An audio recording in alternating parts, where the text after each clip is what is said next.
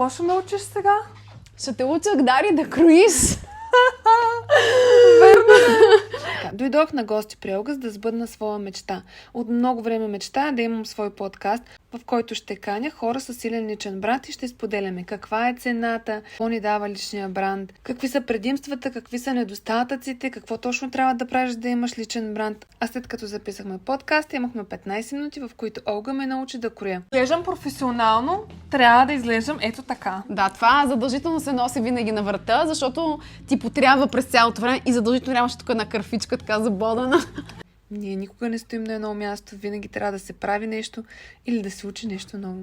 Скоро започвам да пускам сериите, следете тиктоците ми. Вече мога да си намеря и нова работа, като закъсам с клиентите. Можеш. Олга ще ме вземе за кроячка. За предкъв. Разбрахме се.